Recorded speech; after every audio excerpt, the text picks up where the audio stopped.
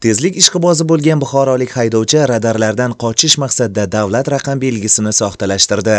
Aslida davlat raqam belgisi 80 P712 BB bo'lgan Lacetti rusumli avtomashinasiga soxta davlat raqam belgisi, ya'ni 80 D712 DD bo'lgan davlat raqam belgisini taqib, G'ijduvon shahar ko'chalari bo'ylab harakatlanib yurgan holatlari aniqlandi. Ushbu holat yuzasidan Buxoro viloyati Yo'l harakati xavfsizlik boshqarmasi xodimlari tomonidan zudlik bilan o'rganilib, avtomashina vaqtincha saqlash uchun jarima maydonchasiga qo'yildi.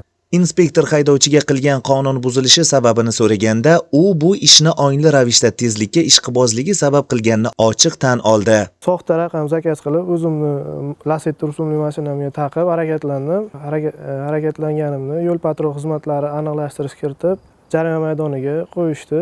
Gap so'zlardan ko'rinib turibdiki, bu shovvoz amaldagi tartib qoidalarini bila turib qasddan buzishga moyil, ammo qonun bu borada o'z so'zini aytadi. Ushbu transport vositasi G'ijduvon ko'chalarida o'rnatilgan foto va video qayd etish moslamalari, ya'ni kameralarda 72 marotaba harakatlanib yurganlik holati qayd etilgan. Ushbu qilmish Jinoyat kodeksining 227 prim 1-moddasida belgilangan javobgarlikka sabab bo'ladi. Raqamni berkitib yoki soxta raqam orqali radarlardan qochish mumkindir, ammo tezlik oqibatida haydovchi o'zi va o'zgalar hayotini xavfga qo'yayotganini bir o'ylab ko'rish lozim. Zero tezlik umr zavoli, yo'l qoidasi esa umr foydasidir. Madrahim Turdiyev, Abdulla Rajabov, Buxoro.